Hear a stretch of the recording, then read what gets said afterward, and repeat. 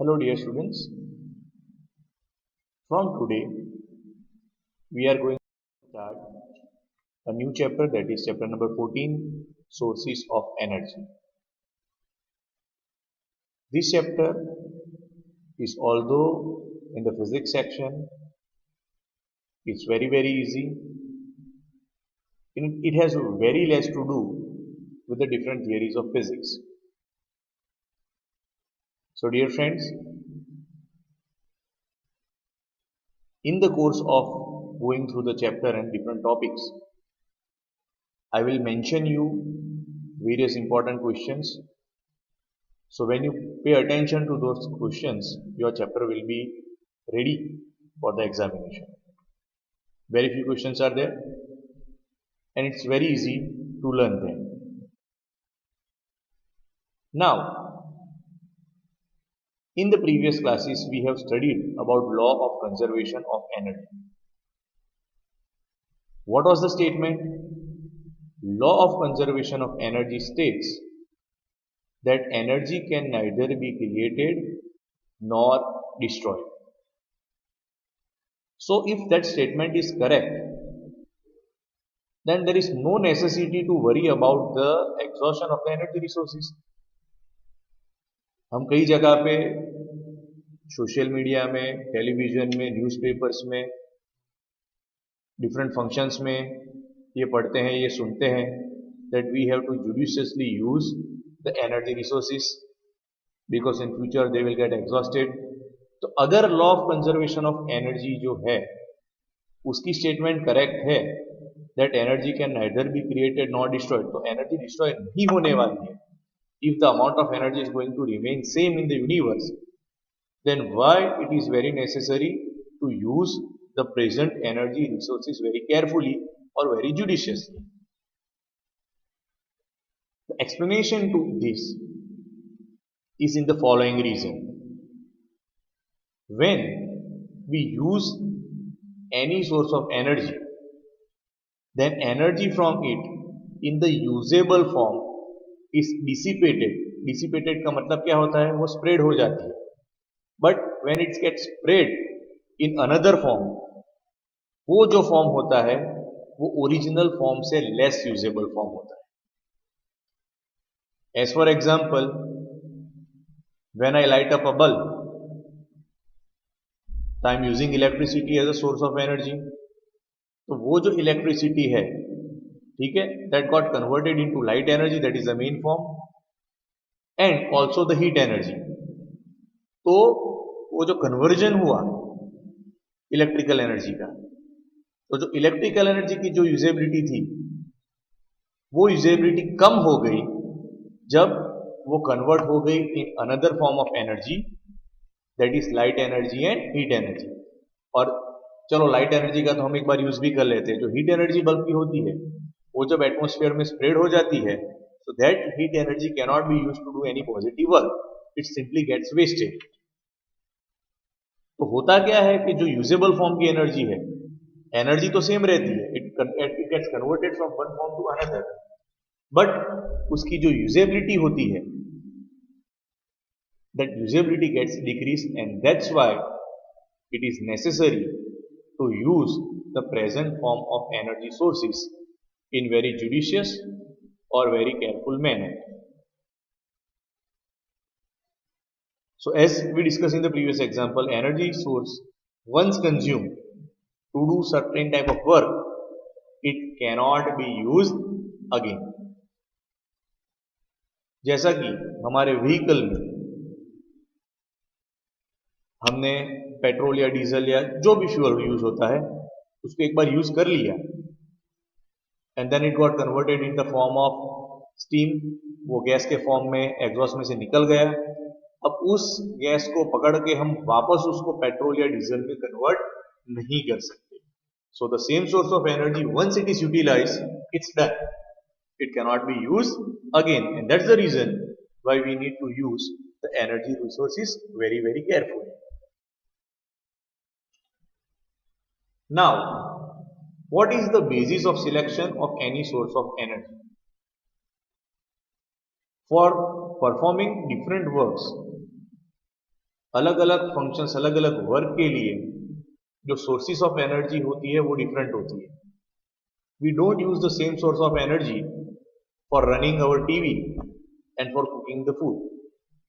Yes, nowadays electrical energy can be used to do that thing also, but I'm talking in the general sense. So you cannot run the TV and the jet plane with the same source of energy. So selection of source of energy is very very important. क्यों important है? क्योंकि her work के लिए एक fix amount of energy चाहिए. So it depends upon how much energy is released. Source of energy is selected on the basis of how much energy is released. So when I want a little amount of energy, I will select a source which releases less amount of energy. But when I require a large amount of energy, at the same time, accordingly, I will select the source which releases more energy. Okay?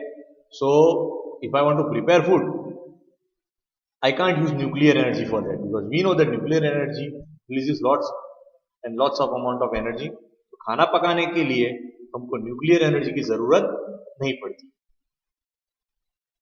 So, the first point is that to select which source of energy is utilized depends upon how much energy is released. That is our point number 1. Second, it also depends on how much smoke does it generate. So generally, we select a fuel which releases minimum amount of smoke because we know that the smoke will pollute the environment and it is also harmful to the people who inhale that smoke. Third point, it also depends upon the availability. हाँ, कोई source of energy है वो बहुत बेहतरीन, it gives a very good amount of energy, it is smokeless, it does not pollute the environment, सब कुछ है. But if it's not available, then there is no way that you will be able to use that particular source of energy. So, the third important point which is taken into consideration while selecting any source of energy is its availability. And as I said, it also depends on the work to be done. हमको कौन सा work करना है उस पे हम source of energy को select करते हैं. ओके, तो अगर आपको चूल्हे पे खाना पकाना है then you can use wood or coal. But if you want to run a tractor, then you cannot use wood or coal. So it depends on what type of work has to be done. So if this particular question is asked for 2 marks, so that what are the criteria for selection of source of energy, then there are 4 points. The first point is it depends upon how much energy is released. So पहला point, कितनी energy release होती है. Second, how much smoke does it generate. जो leftovers रहती है, जो smoke रहती है, जो ash रहती है, वो कितनी होती है. That is your point number 2. Third, it depends upon the availability. Available है कि नहीं ये भी देखना पड़ता है. And last, it depends on the work that has to be done. Okay? तो अगर आपको इसको इजीली याद रखना है तो चारों पॉइंट में से आप एक एक वर्ड को पकड़ लो. पहला एनर्जी, सेकंड में smoke, third is availability and fourth is work. So energy, smoke, availability, work. If you remember this 4 words you can easily आप उसको इजीली एक्सपांड कर सकते हो to write the 4 points. The next question which can be asked for 2 marks is that what is considered as an ideal source of energy or good source of energy. That question can be again asked for 2 marks, so minimum 4 points has to be remembered. तो जो हमने अगला जो previous question किया था ये somehow उससे ही related है. एक बेहतरीन source, ideal source of energy किसे कहते हैं. तो उसका पहला पॉइंट है अवेलेबिलिटी. नेचुरली वो तो होनी ही चाहिए. बेहतरीन सोर्स है लेकिन अगर वो अवेलेबल ही नहीं है तो that is of no use. So a good source और ideal source of energy is that source which is readily और इजीली अवेलेबल. हर जगह पे इजीली अवेलेबल होना चाहिए. That is the first point. Second and important point, it should be economical. यानी कि जो हम हमारा जो सोर्स ऑफ एनर्जी यूज कर रहे हैं, it should have minimum cost. उसकी कॉस्ट इतनी ज्यादा नहीं होनी चाहिए कि common people can't afford. So if a source of energy is very very expensive, then it cannot be considered as ideal or good source of energy because everyone won't be able to buy. Okay, तो पहला point था it should be readily available, easily available. और second point है it should be economical. Third point, it should produce large amount of energy per unit volume. इसे हम calorific value भी कहते हैं, जिसे आप प्रीवियस क्लासेस में पढ़ चुके हो. So per unit volume, the amount of energy released should be large. So we should select such a fuel. Ideal source किसे कहते हैं कि जो कम से कम मात्रा में, कम से कम अमाउंट में यूज करो फिर भी वो ज्यादा से ज्यादा एनर्जी दे. ऐसे सोर्स को हम कह सकते हैं कि इट्स एन आइडियल और good source of energy. The fourth point, it's storage as well as transport should be easy. उसे स्टोर करने में भी दिक्कत नहीं होनी चाहिए और उसको ट्रांसपोर्ट करना भी इजी और सेफ होना चाहिए. That is the fourth condition for ideal and good source of energy. And the last point, that it should burn completely. अगर आपका जो सोर्स ऑफ एनर्जी वो प्योर फॉर्म में है, so it will burn completely and then it should release minimum amount of smoke और ash. Would को हम good source of energy इसलिए नहीं कहते क्योंकि जब आप वुड को बर्न करते हो तो वो स्मोक भी बहुत देता है और after burning it creates lots of ash which also pollutes the environment. So dear students, we have studied 5 points which should be kept in mind for a good or ideal source of energy. So the first one, it should be readily available. Second, it should be cheap or economical. It should produce a large amount of energy per unit volume. You can write this third point that it should have very high calorific value. It means one and the same. Fourth point, its storage as well as transport should be easy. And the last point is that it should burn completely and release minimum amount of smoke or ash. So these are the quantities, or let us say these are the qualities that should be there in ideal or a good source of energy. So here a chart is given in which the different percentage of different sources of energy which are utilized in the present day have been depicted in the form of a pie chart. So first of all, let us understand the meaning of the term. What is the meaning of conventional sources of energy? Again, we have studied the definition of this term in your previous classes. This question might be asked for a 1-mark question in section A, that define conventional source of energy and give certain examples. So the definition is that the sources of energy which have been in use since a very long time, generally जिस source of energy को हम सालों से use करते आ रहे हैं, ऐसे सोर्सेज को हम बोलते हैं कन्वेंशनल सोर्सेज ऑफ एनर्जी. लेकिन presently due to certain factors we have started using some alternative sources of energy recently. तो जिस सोर्सेज ऑफ एनर्जी को हमने रिसेंटली यूज करना चालू किया है, that can't be considered as conventional sources. Ages से, राइट, सेंचुरीज से जो सोर्सेज ऑफ एनर्जी हम यूज करते आ रहे हैं, such sources are known as conventional sources of energy. And as you can see on your screen, the example is fossil fuels, that is coal, petroleum and natural gas. These are considered as conventional sources of energy. Why?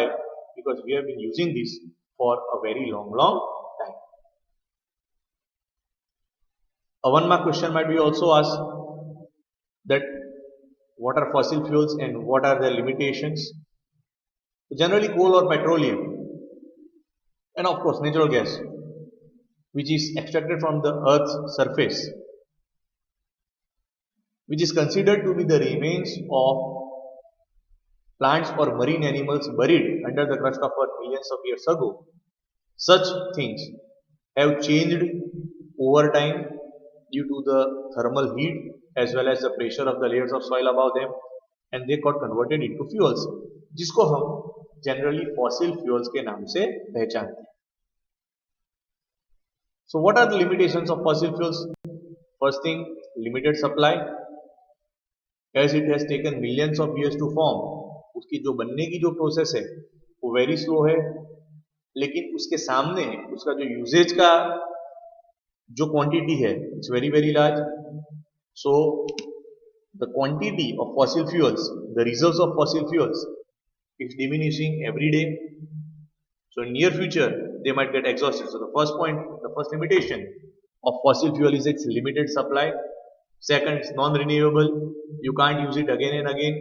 जो कोल और petroleum, जैसा कि हमने अगली side में discuss किया कि उसको आप एक बार यूज कर लेते हो, then you cannot regenerate them because the energy stored in them gets dispersed or dissipated in the environment in some other forms which cannot be used again.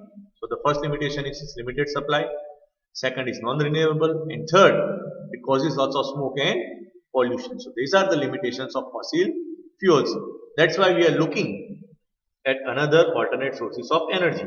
You might have studied, right, that different countries are adopting electric vehicles. Why? Because these electric vehicles cause very little or minimum amount of pollution. अगर आप इस chart को देखोगे तो आपको एक बात पता चलेगी, इस चार्ट में से भी आपको कुछ शॉर्ट क्वेश्चन पूछे जा सकते हैं. तो जो हमारी एनर्जी रिक्वायरमेंट है उसका major chunk 60 to 70% is satisfied only by coal and petroleum, that is the fossil fuels. But as we have learnt about these limitations, उसका supply limited है, it's non-renewable and also causes pollution. So nowadays our dependability on these sources is decreasing, but yet as of today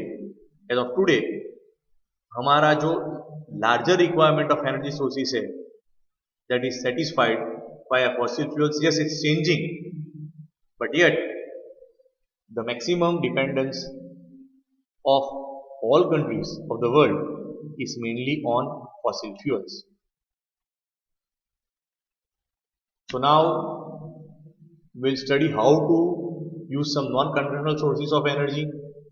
जैसे कि जब अब तक हमने electricity को generate करने के लिए देखा तो जो 90% हमारे इंडिया में जो पावर प्लांट्स है, they are thermal power plants, majority is thermal power plants which uses again coal and gas and other fossil fuels to generate heat which in turn rotates the turbines and generates electricity.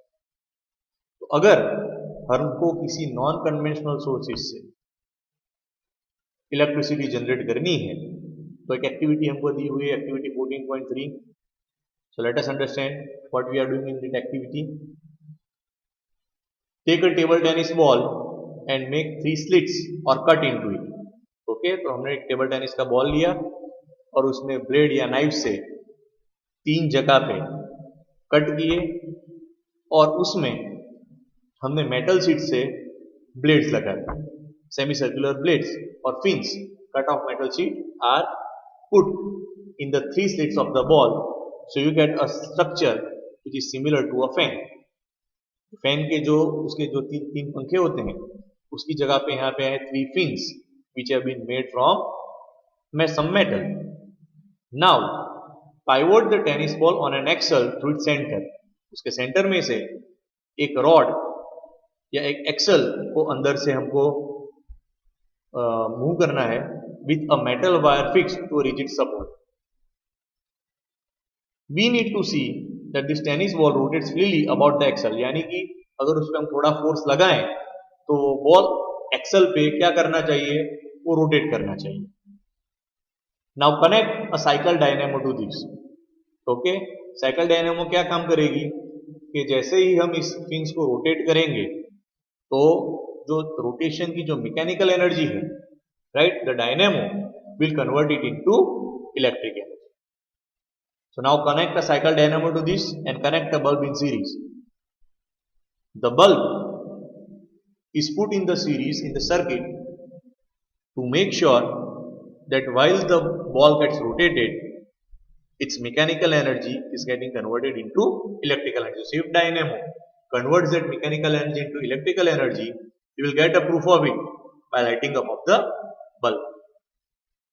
तो यहाँ पे हमने क्या किया है कि हमने pressure cooker, आपको पता है कि प्रेशर कुकर में अंदर हम पानी भरते हैं और आप उसको हीट देते हैं, then that water vapor gets converted into steam, जो नोजल से जो स्टीम पाइप है उससे बाहर आएगी.